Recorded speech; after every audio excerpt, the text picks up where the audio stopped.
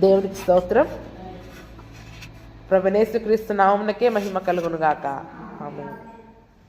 కాండం 18వ అధ్యాయము. యాజకులైన లేవీయులకు అనగా లేవి గోత్రీయులందరికీ ఇజ్రాయేలులతో పాలైనను స్వాస్థ్యమైనను ఉండదు. వారు యెహోవా హోమద్రవ్యములను తిందురు, అది వారి హక్కు.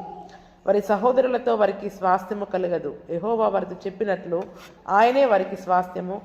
జనుల వలన అనగా ఎద్దు గాని గొర్రె గాని మేక గాని బలిగా అర్పించు వారి వలన యాజకులు పొందవలసినదేదనగా కుడి జబ్బను 2 దవడలను పొట్టను యాజకునికి ఇయ్యవలను. నీ ధాన్యములోను నీ ద్రాక్షారసములోను నీ నూనెలోను ప్రథమ ఫలములను నీ గొర్రెల మొదటి బొచ్చును అతనికి ఇయ్యవలను. నిత్యము యెహోవా నామమున నిలిచి సేవ చేయుటకు నీ గోత్రములన్నిటిలో అతనిని అతని సంతతి వారిని నీ దేవుడైన యెహోవా ఏర్పరచుకొని ఉన్నాడు. ఇక్కడ మనం మొదటి వచనం నుండి చూసినట్లయితే యాజకులైన లేవీయుల గురించి అక్కడ మాట్లాడుతూ ఉన్నాడు. ఎందుకంటే లేవీయులకి భూభాగంలో ఎక్కడా కూడా స్వాస్థ్యం ఇవ్వలేదు. ఇజ్రాయేల్ గోత్రములలో 12 గోత్రాలలో స్వాస్థ్యం పొందంది ఎవరు? లేవీలే పొందలేదు. ఎందుకంటే దేవుడే వారికి స్వాస్థ్యం. యెహోవా వారితో చెప్పినట్లు ఆయనే వారికి స్వాస్థ్యం. ఇప్పుడు లేవీయులు యాజకులకి ఉండవలసిన ఆస్తి స్వాస్థ్యం ఎవరు చెప్పండి? దేవుడే వారికి ఆస్తి, వారికి స్వాస్థ్యము. కాబట్టి ఈ భూమి మీద నిజానికి పొలాలు కానీ ఇండ్లు కానీ బంగారాలు కానీ సంపాదించుకోవడానికి వీలు లేదు. అన్నీ ఉంటాయి, కానీ అవన్నీ ఎవరు సమకూర్చాలి? మిగిలిన ఇజ్రాయేలు గోత్రాల వాళ్ళు సమకూర్చి వారికి ఇస్తారు, వారు ఉంటారు. కానీ దానిని అమ్ముకోవడానికి కానీ దానిపైన హక్కు కానీ వారికి ఉండదు. ఎందుకంటే వారిని వీరందరూ కలిసి ఏం చేసేవారుగా ఉంటారు చెప్పండి? పోషించేవారిగా ఉంటారు. అందుకనే వారు యెహోవాకి హోమద్రవ్యాలు తిందురు, అది వారి హక్కు. అంటే వీరు దేవునికి ఏ ఏ అర్పణలైతే, హోమం అయితే, ద్రవ్యమైతే అర్పించాలని దేవుని దగ్గరికి తీసుకొని వస్తారో అవన్నీ ఎవరికి చెందుతాయి చెప్పండి? లేవీయులకి చెందుతాయి. వీళ్ళు దేవుని సన్నిధికి ఏది తీసుకొని వచ్చినా ఆ వాటిపైన హక్కు ఎవరికి ఉంటుంది? దేవుని పరిచర్య చేసే లేవీయులకు అక్కడ ఉంటూ ఉంది. చాలామంది ఆ యొక్క హోమ ద్రవ్యాలనే వారు తిని మందిరంలో వారు పనిచేసేవారిగా ఉంటూ ఉన్నారు. ఎందుకంటే వారికి సహోదరుల స్వాస్థ్యము కలగలేదు. అందుకని ఎద్దు కానీ గొర్రె కానీ మేక కానీ మీరు బలిగా అర్పించినప్పుడు యాజకులకి అందులో ప్రత్యేకమైన భాగాలను ఇవ్వాలంట. కుడి జబ్బ అంటే కుడి చెయ్యి, 2 దవడలు, పొట్ట భాగము, ఇదంతా కూడా ఆ యొక్క ఎవరికి ఇవ్వాలి? యాజకులకు ఇవ్వాలి. అప్పుడు యాజకుడు ఏం చేస్తాడు? ఆ బోరని అల్లాడింపు అర్పణముగా అర్పించి ఆ బోర పైన ఉన్న కొవ్వంతా కరిగిపోయిన తర్వాత ఆ బోరని యాజకుడు తినాలి. అది వారికి వరకైనా నైవేద్యము. ఆ యొక్క పరిశుద్ధ స్థలంలోనే వారు దాన్ని తినాలి అని కూడా చెప్తూ ఉన్నారు. అందుకే చూడండి, బలులు అర్పించేటప్పుడు అందులో ఏ భాగం ఇవ్వాలో కూడా దేవుడు చెప్తా ఉన్నారు. ప్రత్యేకమైన భాగము, ముఖ్యమైన భాగం. యాజకులకు ఇచ్చేటప్పుడు ఎలాగ ఇవ్వాలంట? శ్రేష్టమైందే ఇవ్వాలి. చాలా మంది ఏం చేస్తాం? మంచి మనం ఉంచుకొని ఇవి మనకు అవసరం లేదని చెప్పేసినవి వేరే వాళ్ళకి ఇస్తాం. సరే, మిగిలిన వారి సంగతి ఎలాగున్నా దేవుని సేవకులకు ఇచ్చేటప్పుడు మాత్రము ఆ యొక్క గొర్రెలో కానీ మేకలో కానీ, ఎందుకంటే ఇప్పుడు నిజానికి ఈ నియమాలు ఏవి మనకు లేవు. ఈ నియమాలన్నీ ఏవి మనకు లేవు. కానీ మనం చెప్పుకోవాల్సిన సంగతి ఏంటంటే ఏదైనా మనం దైవ సేవకులకు ఇచ్చేటప్పుడు శ్రేష్టమైనది ఇవ్వాలి, మంచి భాగాన్ని ఇవ్వాలి. యాకోబు పత్రికలో ఉంటారు, మీకు కలిగిన అన్ని శ్రేష్టమైన వాటిలో మీ యొక్క సేవకులకి అందులో మీరు పాలు ఇవ్వాలి అనేది కూడా ఉంటుంది. అందుకని అంతేకాదు, ధాన్యములో ద్రాక్షారసములో నూనెలో ప్రథమ ఫలములు, మీ గొర్రెల మొదటి బొచ్చును కూడా అతనికి ఇవ్వాలి. గొర్రెలు కత్తిరించేటప్పుడు మొట్టమొదటి బొచ్చు ఎవరికి ఇవ్వాలి? యాజకులకు ఇవ్వాలి. ఎందుకంటే లేదా దానిని అమ్మిన తర్వాత వచ్చిన ఆ యొక్క ద్రవ్యాన్నైనా వారికి ఇచ్చేవారిగా ఉండాలి. ఎందుకంటే నిత్యము యెహోవా నామమున నిలిచి సేవ చేయుటకు నీ గోత్రములన్నిటిలోనూ అతని సంతతి వారికి నీ దేవుడైన యెహోవా వారిని ఏర్పరచుకొని ఉన్నాడు. ఎందుకంటే దేవుడు యాజకులను ఏర్పాటు చేసుకున్నాడు. సేవకులను ఎవరు ఏర్పాటు చేశారు? దేవుడు ఏర్పాటు చేసుకున్నాడు. నిత్యము దేవుని సన్నిధిలో నిలిచి సేవ చేయాలి. వాళ్ళు ఎక్కడ సేవ చేయాలి? దేవుని సన్నిధిలో నిలిచి వాళ్ళు సేవ చేసేవారిగా ఉంటారు. వేరే యొక్క వ్యాపారాలు కానీ ఉద్యోగాలకు కానీ వారు వెళ్లకుండా దేవుడు ఇచ్చిన ఉద్యోగం అది వాళ్ళకి. ఏంటది? దేవుడిచ్చిన ఉద్యోగం. కాబట్టి మరి ఉద్యోగాలు మారివేసి దేవుని సన్నిధిలో సేవ చేసే సేవకుల కొరకు నిజముగా మరి ఖచ్చితంగా వారికి మీరు పోషించాలి, వారికి శ్రేష్టమైన వివరణ చెప్తా ఉన్నారు. చాలా మందికి వాటి గురించిన అంశాలను బోధించినప్పుడు చాలా బాధ అవుతూ ఉంటుంది సంఘాలలో. ఎంత ఇస్తున్నాం అయినా కూడా అంత వస్తుంది ఇంత వస్తుందని చూసిన దాన్ని బట్టి మాట్లాడుతూ ఉంటారు. కానీ వారు మరి మేము ఎంత ఇస్తున్నాం, ఎంత ఇచ్చినా కూడా మరి సేవకులకు తక్కువే అని మాత్రం ఎవరు అనుకోరు. అందుకని చూడండి, సంఖ్యాకాండంలో కూడా ఉంటుంది దీని గురించిన మాట. సంఖ్యాకాండము 18వ అధ్యాయము 9 వచనం మనం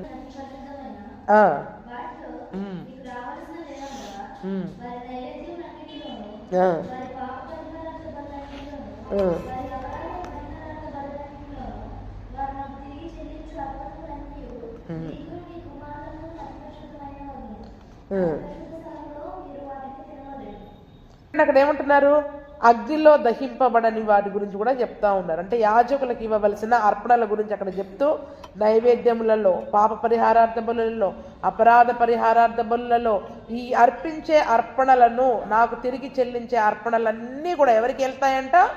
అహరోనుకు అతని కుమారులకి అతి పరిశుద్ధమైనవిగా ఉంటాయి. దేవునికి ఇవ్వవలసిన అన్నీ కూడా అహరోనికి అతని కుమారులకి అతి పరిశుద్ధమైనవిగా ఉంటాయి. అతి పరిశుద్ధ స్థలములోనే వారు దానిని తినాలి. అక్కడ వారు దానిని తినాలి అని దేవుని యొక్క వాక్యం చెప్తా ఉంటుంది. అంటే అందులో అతి పరిశుద్ధమైనవి ఉంటాయి, పరిశుద్ధమైన అర్పణలు కూడా ఉంటాయి. కాబట్టి యాజకులకి దేవుడే వారికి స్వాస్థ్యము కాబట్టి, దేవుని యొక్క పనియే మరి వారి యొక్క ఉద్యోగము కాబట్టి, ప్రతి దానిలో ప్రథమ ఫలములను, నూనెల్లో, ద్రాక్షారసంలో, గొర్రెల మొదటి బొచ్చులో, ప్రతి దానిలో ఇవ్వాలంట. అంటే మన జీవితంలో దేవుడు లేకుండా మనకి ఏది దొరకదు. ప్రతిదీ కూడా ఆయన ద్వారా మనకి కలిగింది కాబట్టే ప్రతి విషయంలో కూడా మరి ఆయనకి మొదటి స్థానాన్ని మనం ఇవ్వాలి. ఆయనకి మన యొక్క ప్రథమ ఫలాన్ని, మొదటి భాగాన్ని ఇవ్వాలి. 6వ వచనంలో మనం చూసుకున్నట్లయితే, ఒక లేవీయుడు ఇజ్రాయేలుల దేశమున తాను విదేశీగా నివసించిన ఈ గ్రామములలో ఒక దాని నుండి యెహోవా ఏర్పరచుకున్న స్థలమునకు మిక్కిలి మక్కువతో వచ్చినప్పుడు అక్కడ యెహోవా సన్నిధిని నిలిచి లేవీయులైన తన గోత్రపు వారు చేయనట్లు అతడు తన దేవుడైన యెహోవా నామమున సేవ చేయవలను. అమ్మబడిన తన పిత్రార్జితము వలన తనకు వచ్చినది కాక అతడు ఇతరుల వంతు వలె దానిని అనుభవించవలను. ఇప్పుడు లేవీలు ఉన్నారు. కొన్నిసార్లు ఈ లేవీలు ఇజ్రాయేలుల దేశంలో, అంటే ఒక్కొక్క గోత్రం వారికి ఒక్కొక్క ప్రాంతాలను ఇచ్చారు కదా, ఒక్కొక్క రాష్ట్రాలు అనుకుందాం, దేశాలు అనుకుందాం. ఇప్పుడు ఆ ప్రాంతం నుంచి ఇంకొక ప్రాంతానికి వచ్చాడు కదా. చాలా ప్రాంతాలు ఉంటాయి. చాలా ప్రాంతాలలో వాళ్ళకి ఎవరు యాజకుల కొరకు, లేవీల కొరకు నియమింపబడిన ఆ పురాలు ఉంటాయి. అయితే మరి ఒక మక్కువతోటి నేను యెరూషలేములో దేవుని మందిరంలో పరిచర్య చేస్తాను అని ఆశతోటి ఎవరైనా మరి దేవుని సన్నిధికి వచ్చి నేను పరిచర్య చేయాలి అనుకున్నప్పుడు అక్కడ యెహోవా సన్నిధిలో నిలిచి లేవీలైన తన గోత్రపు వారు చేయనట్లుగానే అతడు యెహోవా నామమున సేవ చేయవలను. ఎందుకంటే అహరోను సంతానమేమో అతి పరిశుద్ధమైన పరిచర్య చేస్తారు. మిగిలిన లేవీలందరూ ఏం చేస్తారు? మందిరంలో మిగిలిన బయట దహన బలి కొరకు సిద్ధం చేయడం కానీ, బలుల కొరకు సిద్ధం చేయడం కానీ, మిగిలిన పరిచర్యలన్నీ కూడా మరి వారు చేసేవారిగా ఉంటారు.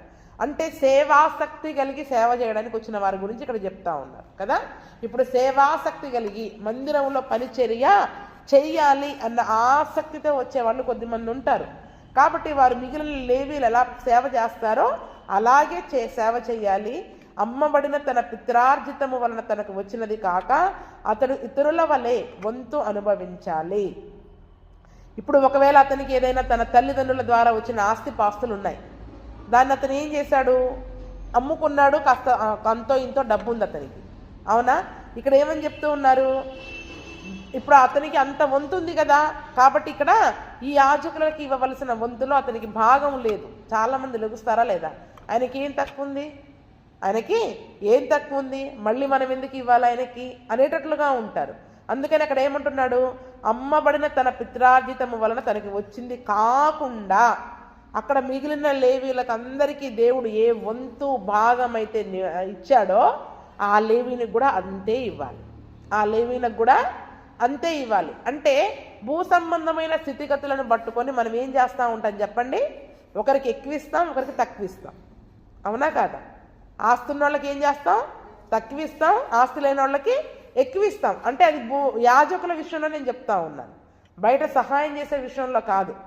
యాజకులు దేవుని పనిలో ఉన్న వాళ్ళకి బయట ఆస్తిపాస్తులతో సంబంధం లేదు. దేవుని మందిరములో ఆ లేవీయులకందరికీ ఎన్ని పాలు రావాలో ఈ లేవీయుడికి కూడా అంతే పాలు రావాలి. ఎందుకంటే దేవుని మందిరంలో పని కొరకు, సేవాసక్తి కొరకు తను ఏం చేశాడు చెప్పండి?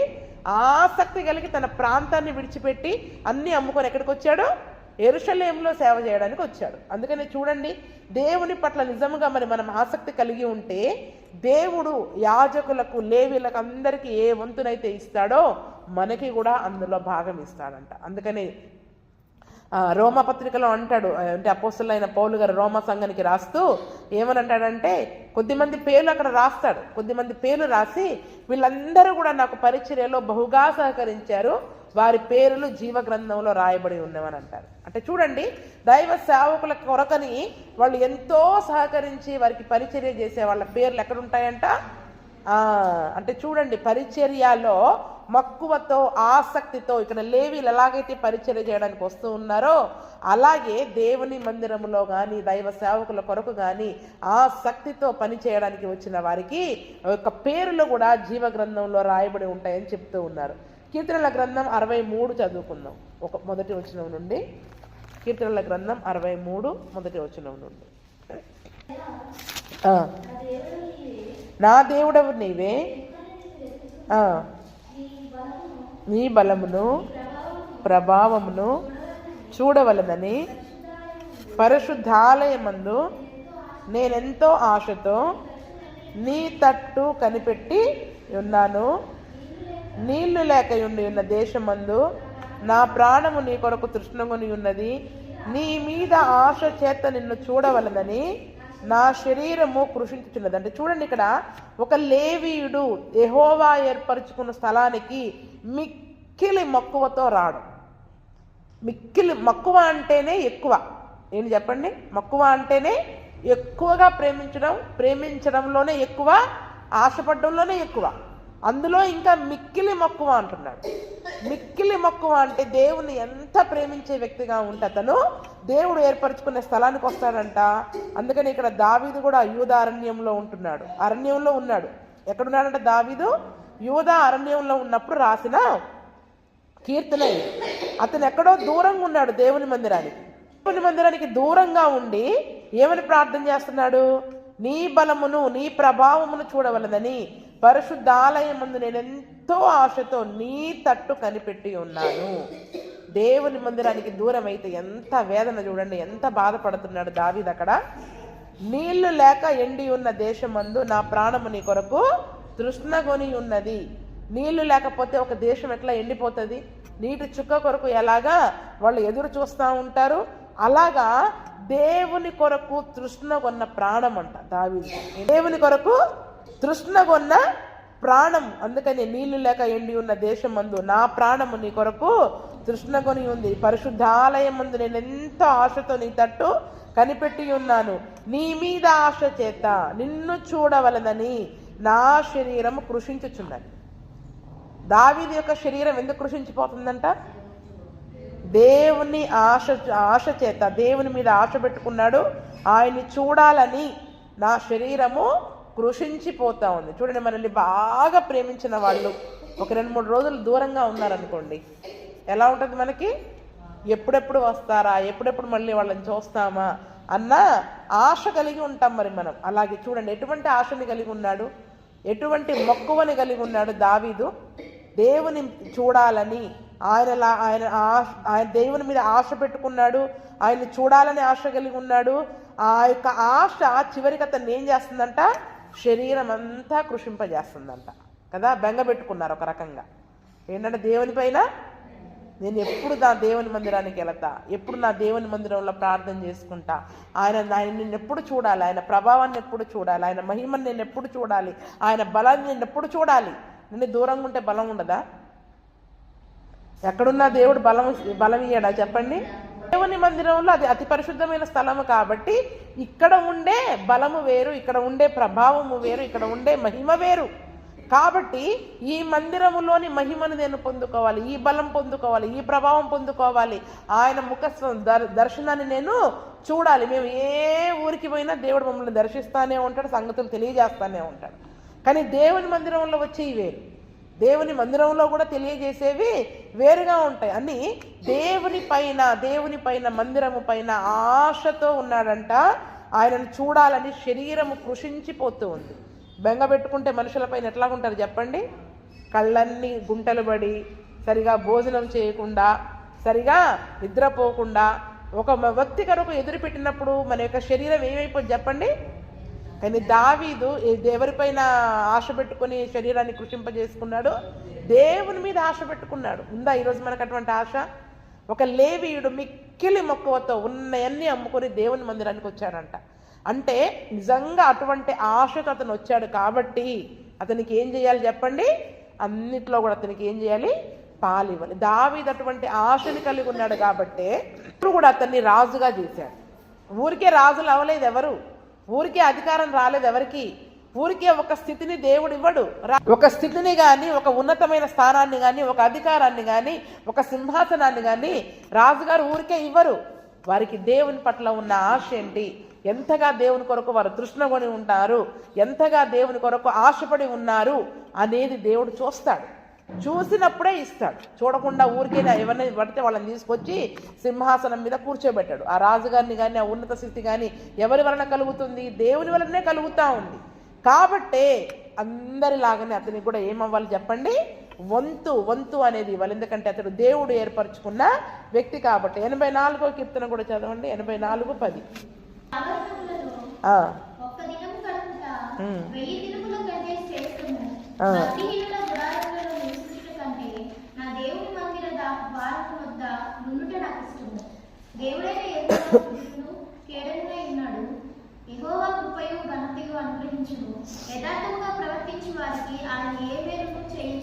చాలమ్మా, అక్కడ చూడండి, దేవుని ఆవరణంలో ఒక దినము గడుపుట ఎన్ని రోజుల కంటే శ్రేష్టం అంట?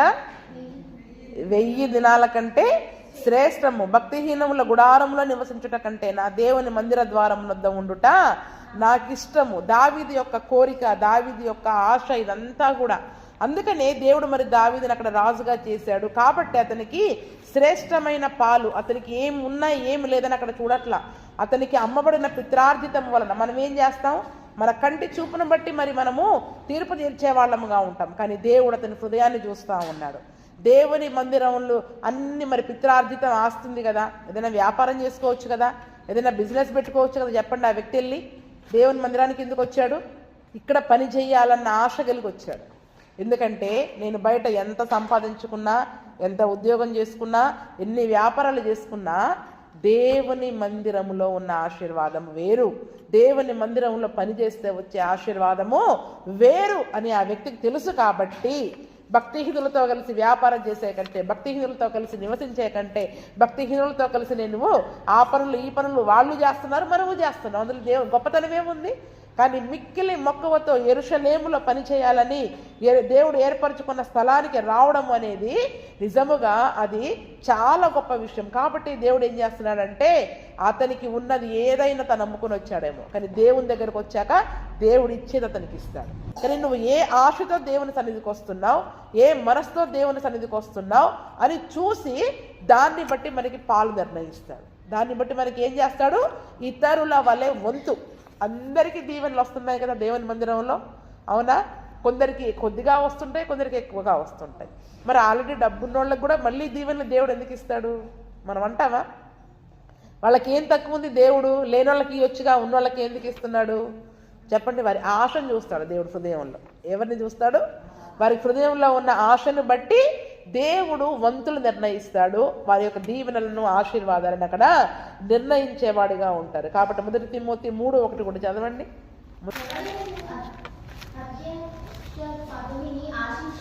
ఎవడైనా అధ్యక్ష పదవిని ఆశించిన ఎడల అట్టివాడు దొడ్డ పనిని అటువంటి వాడు దొడ్డ పనిని అపేక్షించుచున్నాడన్న మాట నమ్మదైనది. ఏంటంట? ఎవడైనా అధ్యక్ష పదవిని అంటే అక్కడ లేవీలుగా ఉండడం అనేది ఒక నిజముగా అధికారంతో కూడిన పని. అది కదండి. దేవుని మందిరంలో పని చేయడం, అధ్యక్ష పని, దైవ సేవకులుగా ఉండడం, సేవాసక్తి కలిగి రావడం. అందుకని ఎవడైనా ఆ పదవిని ఆశిస్తే అట్టివాడు దేన్ని ఆశపడుతున్నాడంట? దొడ్డ పని అంటే ఒక మంచి పని, గుడ్ వర్క్. ఎందుకంటే నలుగురికి సేవ చేయడానికి వస్తున్నాడు అతను కదండి. అందుకనే చూడండి, దేవుని మందిరంలో మనం ఎవరికైనా సహాయం చేయడము, పని చేయడము అనేది మంచి పని అన్నమాట. అది అధికారంతో చేయకూడదు. మనం దేవుని మందిరములో ఏదైనా ఒక పదవి నేను చెయ్యాలి, ఇలాగ నేను ఈ పని చెయ్యాలి. పదవి అంటే మనకి ఇక్కడ కమిటీలలో ఉండే పదవులు కాదు, కమిటీలలో ఉండే పదవులు కాదు. దేవుని మందిరంలో చాలా రకాల పరిచర్యలు ఉంటాయి. ఆ పరిచర్యలలో నేను ఈ మందిరం కొరకు, ఈ పని కొరకు నేను నా జీవిత కాలం అంతా నేను ఈ పని చేస్తాను ఈ మందిరంలో ఉండి అని ఒక తీర్మానం చేసుకోవడం, అది వారి పదవి. ఏంటి చెప్పండి? ఇప్పుడు ఉదయాన్నే వచ్చి మందిరం శుభ్రం చేసి మైకులు పెట్టే వాళ్ళు ఉంటారు ఆదివారం, అది వాళ్ళకు పదవి. ఎలా చేస్తున్నారు వాళ్ళు? ఆశతో చేస్తున్నారు. ఎలా చేస్తున్నారు? ఆశతో చేస్తున్నారు. అది చెయ్యాలి అని ఆశించి వచ్చాడు, అందుని ఈ పని చెయ్యాలి అని ఆశపడి వచ్చాడు. కాబట్టి వాడు ఏ పనిని అపేక్షిస్తున్నాడంట? దొడ్డ పని అంటే మంచి పని, గుడ్ వర్క్. మంచి పని చేయాలన్న మాట నమ్మతగింది. కాబట్టి దేవుడు ఏం చేస్తాడు? మరి దేవుడు మందిరంలో ఇచ్చే ఆశీర్వాదాలలో యాజకులకు ఇచ్చినట్టుగానే, లేవీలకు ఇచ్చినట్టుగానే, లేవీలతో సమానంగా మందిరంలో పరిచర్య చేసే వారికి కూడా ఒక వంతు ఆశీర్వాదాన్ని దేవుడు నిర్ణయిస్తాడంట. అంటే మామూలుగా ఇచ్చే ఆశీర్వాదాల కంటే దేవుని మందిరములో పనిచేసే యాజకులకు ఇవ్వబడిన వంతులలో, ఇంతకుముందు మనం చదువుకున్నాగా, గొర్రెలో, ద్రాక్షారసంలో, వారిలో అటువంటి వంతు. అందుకని చూడండి, ఈరోజు దేవుని మందిరంలో మనం తీర్మానం చేసుకోవాలి, నేను నా బ్రతుకు దినములలో దేవునికి ఈ పని చేసే వ్యక్తిగా ఉంటా, మందిరంలో ఊడ్చే వ్యక్తిగా ఉంటా, మందిరంలో ఏదో ఒకటి కడిగే వ్యక్తిగా ఉంటా, శుభ్రం చేసే వ్యక్తిగా ఉంటా, ఆ పని చేసే వ్యక్తిగా ఉంటా. ఇది నా పని అని అనుకోవాలి. కుర్చీలు వేయడం, కుర్చీలు తీయడం, ఎవరు పడితే వాళ్ళు చేయడం మామూలు విషయమే. కానీ నేను ఒక పని కొరకు నన్ను నేను నిర్ణయించుకుంటాను అని ఒక తీర్మానం తీసుకుని రావడం అనేది అది చాలా మంచి పని. ఆ పని తను ఆశపడి చేశాడు కాబట్టి దేవుడు కూడా దానిని మంచి పనిగా, అందుకే మనం కూడా ఏం చేయాలి? మంచి పనులు, సత్క్రియలు, అదొక సత్క్రియ. దేవుని మందిరాన్ని ఆశపడి దేవుని మందిరంలో పని చేయడానికి రావడం కూడా ఒక సత్క్రియలాగా మరి మనం చేసినట్లయితే వాడికి ఇతరుల వలె మరి వంతు దేవుడు నిర్ణయిస్తాడని దేవుని యొక్క వాక్యం ద్వారా సెలవిస్తూ ఉన్నాడు. 9వ వచనానికి మరి మనం వచ్చినట్లయితే, నీ దేవుడైన యెహోవా నీకు ఇచ్చున్న దేశమున నీవు ప్రవేశించిన తరువాత నీ జనముల హేయ కృత్యములను నీవు నేర్చుకొనకూడదు. తన కుమారునైనను తన కుమార్తెనైనను అగ్నిగుండము దాటించు వానినైనను, శకునము చెప్పు సోదగానినైనను, మేఘ శకునములను గాని సర్ప శకునములను గాని చెప్పు వానినైనను, చిల్లంగి వానినైనను, మాంత్రికునినైనను, ఇంద్రజాలికునైనను, కర్ణ పిశాచనడుగు వానినైనను, దయ్యముల యొద్ద విచారణ చేయు వానినైనను నీ మధ్య ఉండనీయకూడదు. వీటిని చేయు ప్రతివాడును యెహోవాకు హేయుడు. ఆ హేయములైన వాటిని బట్టి నీ దేవుడైన యెహోవా నీ ఎదుట నుండి ఆ జనములను వెళ్ళగొట్టుచున్నాడు. ఇక్కడ చూడండి, దేవుడు మరి కనానికి వెళ్ళిన తర్వాత ఏం చేయాలో అక్కడ చెప్తా ఉన్నాడు, చేయకూడదని చెప్తా ఉన్నాడు. ఆత్మీయ జీవితంలో మనం ఖచ్చితంగా నేర్చుకోవాలి. చేయవలసినవేంటి, చేయకూడనిదేంటి, డూస్ అండ్ డోంట్స్ ఇంగ్లీష్లో ఉంటాయి. ఏం చెప్పండి? పిల్లలకి స్కూల్లో పెడతారా లేదా? ఇంగ్లీష్ మీడియం స్కూల్లో డూస్ అండ్ డోంట్స్ ఉంటుందా? డూస్ దగ్గర రైట్ మార్క్ ఉంటుంది, డోంట్ దగ్గర ఏముంటుంది? ఏ పనులు చేయకూడదు. ఇప్పుడు ఆత్మీయ జీవితంలో కూడా దేవుడు కొన్ని చెప్తున్నాడు. మరి దేవుడు ఆ దేశానికి పంపించిన తర్వాత ఆ జనముల హేయ కృత్యాలను నువ్వేం చేయకూడదు? చేయడానికి నేర్చుకోకూడదు. మనకి రావు కానీ ఏం చేస్తాం? నేర్చుకుంటాం. వాళ్ళు ఇలా చేశారుగా, చాలా బాగుంది కదా, మనం కూడా చేద్దాం. అది మరి మన ఆత్మీయ జీవితానికి ఎంతవరకు క్షేమము అనే సంగతిని మనం ఆలోచించాం. చుట్టూ ఉన్న వాళ్ళు చేస్తున్నారు, బాగుంది కాబట్టి చేద్దాం. ఏమనుకుంటాం చెప్పండి? ఈరోజు పండగలు కూడా ఎలాగైపోయాయంటే, ఒక మందిరంలో ఏదో చేసేసరికి ఆర్భాటం అట్టహాసం వచ్చేసరికి మనకు కూడా ఏమనిపిస్తుంది? వాళ్ళలాగా చేద్దాం. అది మరి మనకి ఆత్మీయ జీవితానికి క్షేమమా? దేవుడు చేయమన్నాడా వద్దన్నాడా? దేవుడికి అసలు ఇష్టమా కాదా అని ఆలోచించాం. వాళ్ళు చేశారు, బాగుంది, మనం కూడా చేద్దాం. ఏమనుకుంటాం చెప్పండి? అందుకనే చూడండి, ఎవరిని మనం అనుకరించొద్దు. జీవితంలో యేసయ్యలాగా ఉండడానికి నేర్చుకోవాలి. ఆయన వాక్యంలో ఏమి చేయమన్నాడో అదే చేయాలి.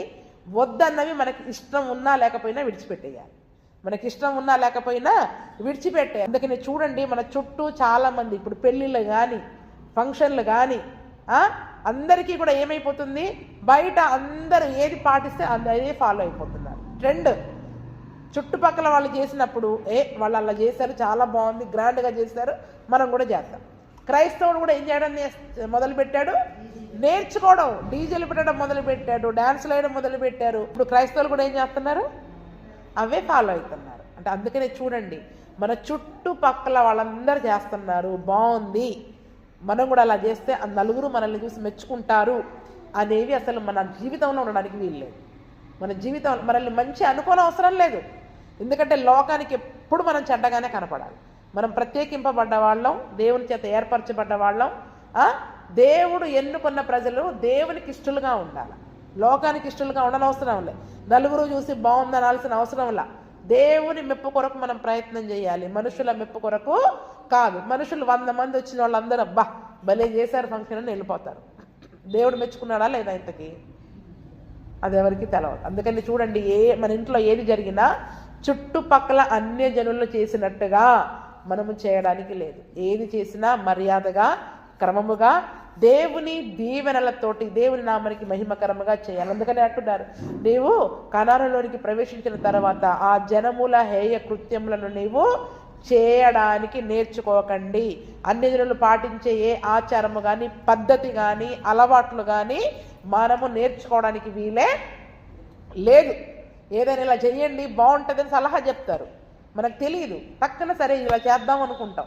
కానీ మనం ఏం చేయాలి, ముందు మనం దేవుని సన్నిధిలో విచారించాలి, అది నిజమా కాదా, వాక్యాన్ని బట్టి విచారించుకోవాలా. ఒకవేళ వాక్యంలో మనకు అర్థం కాకపోతే ఎక్కడికి రావాలి, ముందు తర్వాత సేవకుల దగ్గరికి వచ్చి అడగాల. అడిగి అయ్యగారు మరి ఇలా చేస్తే మంచిది అంటారా కాదంటారా. అసలు ఇప్పుడు అయ్యగారులకు ఏం విలువ లేదు, మేము ఏమన్నా చేసుకుంటాం, మీరు వచ్చి ప్రార్థన చేసుకోండి, అలాగైపోయింది. అంతేనా కాదా, మేమేమన్నా చేసుకుంటాం, అయ్యగారు మీరు వచ్చి. ఈ కొన్ని చోట్ల మనం మాట్లాడేదండి, ఇప్పుడు అన్ని జనుల దగ్గర అంటే మనం మాట్లాడలేం, అవునా. సంఘ విశ్వాసుల దగ్గర కూడా అలాగే అయిపోతుంది పరిస్థితి. కాబట్టి చూడండి, మరి దేవుడు మనల్ని ప్రేమించాడు ఎంతో, తన మనం ఒట్టిగా రాలేదు దేవుని దగ్గరికి, విలువైన రక్తం చేత మనల్ని కొనుక్కున్నాడు, మనం ఆయన సొత్తైన ప్రజలము. కాబట్టి ఆయనకి ఇష్టముగా మరి మనం జీవించాలి. అందుకని చూడండి, అక్కడ ఏమంటున్నారు, అందరి వలె జనముల హేయ కృత్యాలను నువ్వు చేయడానికి నేర్చుకున్నా వీలు లేదు. ఎంతగా దేవుడు హెచ్చరిస్తున్నా కూడా చాలా మంది చేసేవారిగా ఉంటున్నారు. లేవీకాండం 18వ అధ్యాయం చదవండి ఒకసారి, 26, 27 అక్కడ.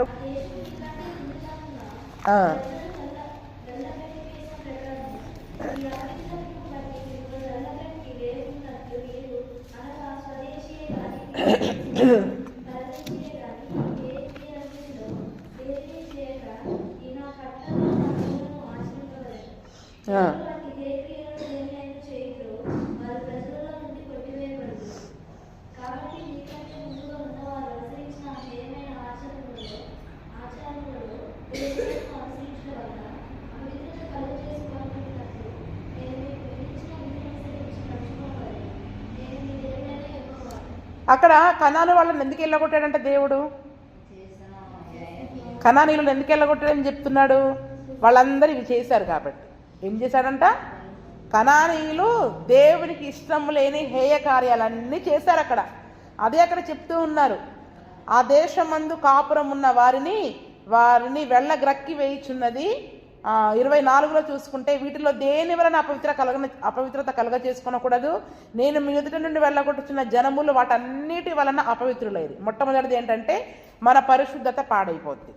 ఏమైపోద్ది, మొదటిది మన పరిశుద్ధత పాడైపోద్ది, మనం అపవిత్రులమైపోతాం. రెండవది, ఆ దేశము అపవిత్రత కలది కనుక నేను దాని మీద దోష శిక్షను మోపుచున్నాను. ఆ దేశమందు కాపురం ఉన్న వారిని వెళ్ళగ్రక్కి వేచినది. కనానీయులను వెళ్ళగొట్టడానికి కారణం, వాళ్ళని చంపివేయడానికి కారణం, వాళ్ళని తరిమివేయడానికి కారణం వారు చేసిన ఆ దోషక్రియలు, అహేయమైన క్రియలు. కాబట్టి ఇప్పుడు మీకంటే ముందుగా ప్రజలను వెళ్ళగ్రక్కిన ప్రకారము మీ అపవిత్రతను బట్టి మిమ్మును క్రక్కి వేయకుండానట్లు మీలో స్వదేశే కానీ నివసించే పరదేశే కానీ ఈ హేయ క్రియలన్నిటిలో దేనిని చేయకుండా నా కట్టడలను నా విధులను ఆచరించాలి. నేను వాళ్ళని వెళ్ళగక్కి వేసినట్టుగా మళ్ళీ మిమ్మలను చేయకూడదు. వాళ్ళకి విధించిన శిక్షే మీ మీదికి రాకూడదు. ఆ కనానీయుల మీదకి వచ్చిన శిక్ష మన మీదకి రాకూడదు. ఎందుకు తరమబడ్డారు ఇజ్రాయేల్ ప్రజలు?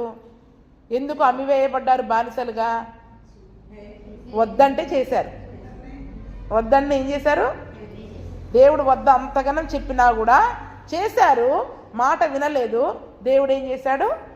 వారిని వేరే దేశానికి శత్రురాజులకు అప్పగించేసి వారిని బానిసలుగా అమ్మి వేశాడు వేరే. అందుకనే నేను ఏదైతే దేవుడు చెప్పిన ప్రతి మాట నెరవేరుద్ది. ఆయన చెప్పిందే చేశాడు. మీరు ఇలా చేస్తే మిమ్మల్ని కూడా వెళ్ళగక్కుతా అన్నాడు, నోటి నుండి వెళ్ళగక్కేస్తా అన్నాడు. వాళ్ళు వినలేదు, అలాగే దేవుడు కూడా చేశాడు. కాబట్టి ఈ హేయ క్రియలలో దేనిని చేయకుండా నేను మీ కొరకు ఏర్పరిచిన, నేను మిమ్మల్ని ఏర్పరచుకున్నా, మీకు ప్రత్యేకమైన విధులు ఇచ్చా, ప్రత్యేకమైన కట్టడలు ఇచ్చా, ప్రత్యేకమైన పద్ధతులు ఇచ్చా, ప్రత్యేకమైన అలవాట్లు ఇచ్చా. అందుకనే క్రైస్తవుడు ప్రత్యేకంగా ఉండాలి. ఎందుకంటే వాటిని అనుసరించుట వలన అపవిత్రత మనం కలగజేసుకుంటాం, లేదా దేవుని యొక్క శిక్షను మనం పొందుకుంటాం. ప్రకటన గ్రంథంలో అంటాడు కదా, నువ్వు నిలువెచ్చగానైనాను ఉండకము, ఒకవేళ ఉన్నట్లయితే ఉంటే చల్లగానైనా ఉండు, లేకపోతే నిలువెచ్చగానైనా వెచ్చగానైనా ఉండు. నిలువెచ్చగా ఉంటే నోటిలో నుండి ఉమ్మి వేస్తా. ఇక్కడ దేవుని దగ్గరకు వచ్చి ఆదివారం భక్తి చేస్తాం, బయటికి వెళ్ళి మన ఆచారాలు మనం పాటిస్తూ ఉంటాం. నులివెచ్చని ఆత్మీయ స్థితి. దేవుడు ఏం చేస్తాడంట? ఉమ్మి వేస్తాడు. దానినే వెళ్ళగక్కడం. ఏం చెప్పండి? బయటకు వచ్చేస్తాం నోట్లో నుండి. దేవునిలో నిలిచి ఉండకుండా దేవునిలో నుండి బయటికి వచ్చేస్తాం. కాబట్టి మన జీవితాలలో ఫలింపు ఉండదు. ఏముండదు? ఆయన నిల్చున్నవాడు ఫలిస్తాడు. దేవుడు వెళ్ళగక్కేశాక ఇంకా ఫలింపు ఉంటుందా? ఫలం అనేది మనలో కనబడదు ఇంకా. అందుకనే నేర్చుకోకూడదు. అందుకనే నేర్చుకోవడానికి అమ్మో దేవునికి నేను ఎక్కడ దూరం అయిపోతాను, ఆయనలో నేను ఆయనలో నిలిచి ఉండకుండా ఆయనకు వేరుగా ఉండి నేనేమి చేయలేను, నేను ఫలించకుండా నరకబడి అగ్నిలో పారవేయబడతాను, కాబట్టి నేను ఇవేవి చేయకూడదు అని గట్టిగా మైండ్లో ఫిక్స్ అవ్వాలి. హృదయంలో మనం ఏమైపోవాలి చెప్పండి? ఒక స్థిరమైన నిర్ణయాన్ని తీసుకొని అవన్నీ చేయకుండా మరి మనము ఉండాలి. అటువంటి కృపను ప్రభువైన యేసుక్రీస్తు మనకందరికీ దయచేయునుగాక. ఆమేన్.